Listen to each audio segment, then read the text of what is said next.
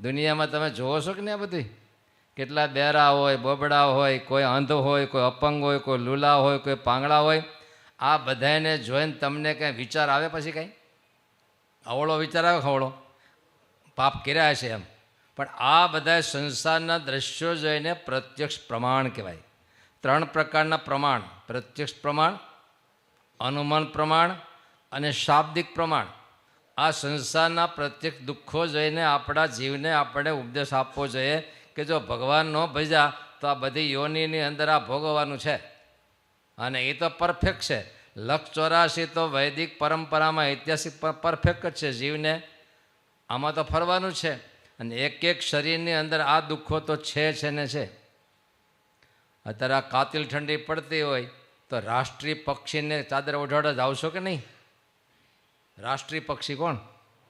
એને ક્યાં બેસવાનું હોય? વૃક્ષની ટોચે બેહવાનું હોય. નીચે બેહે તો બિલાડા કૂતરા આવી જાય. અને મોઢું કઈ બાજુ રાખવાનું હોય? પવન તરફ રાખવાનું હોય. ઠંડો પીવાનો હોય, કારણ કે ઊંધો રાખે નાખે ઊંધું. આ રાષ્ટ્રીય પક્ષી એમ કેમ છે? રાષ્ટ્રીય પ્રાણીને કોઈ ચાદર ઓઢાડે શાળામાં જાતું હશે કે નહીં? નહીં જાય.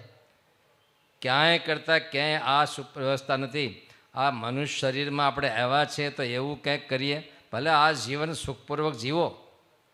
કાઠિયાવાડની કહેવત આપણે સાર્થક કરવાની છે. જીવતે લાખના મુવે લાખેનું જીવન જીવો. આન શાન સાથે જીવન જીવીએ, વ્યવસ્થિત જીવન જીવીએ. પણ નદી 2 કિનારામાં વ્યવસ્થિત વહે, એમાં કોઈ દોષ નહીં. કલકલ કલ કરતી વહેતી હોય.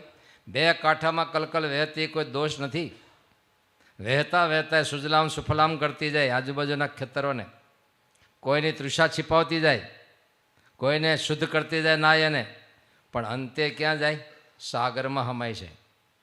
વહેવું એ પાપ નથી. વહેવું એ તો બહુ સારું. વહે તો સાગરમાં હમે.